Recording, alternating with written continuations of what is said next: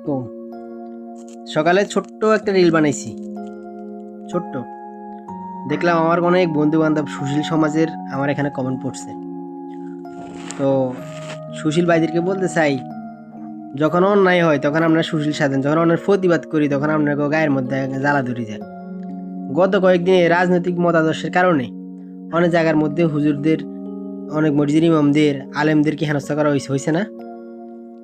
2-3 জন আলেমের মসজিদ থেকে ইমামতির চাকরিচ্যুত করা হয়েছে না?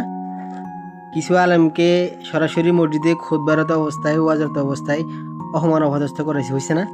তখন আপনাকে গায়ের মধ্যে চুলকায় নাই। এখন আমি যখন বলছি আপনারা আলেম করে গালাগালি করুন, আলেমের পিছনে নামাজও পড়বেন, তাহলে আপনাকে এটা কি দায়জ নাকি? তখন আপনার গায়ের মধ্যে জ্বালা ধরিয়েছে। আমি কেন কথা বলছি?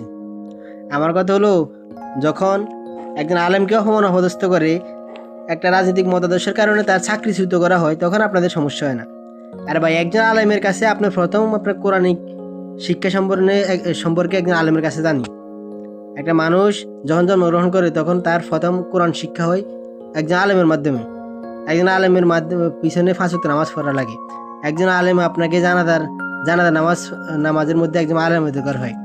তো যে ব্যক্তি আপনাকে আপনার কোরআনিক শিক্ষা শিখায়, যে ব্যক্তি আপনার জানাজায় অংশগ্রহণ করে জানাজা নামাজ পড়ায়, যে ব্যক্তি আপনার দৈনন্দিন কাজে বিবাহ থেকে শুরু করে একবারে সব কিছুতে আলেমের প্রয়োজন, আপনি সেই আলেমকে যখন অপমান অপদস্থ করে তখন আপনার গায়ে ধরে না, গায়ে জ্বালা ধরে না। যখন আমি কিছু বলছি আপনাদের গায়ে জ্বালা ধরে গেছে।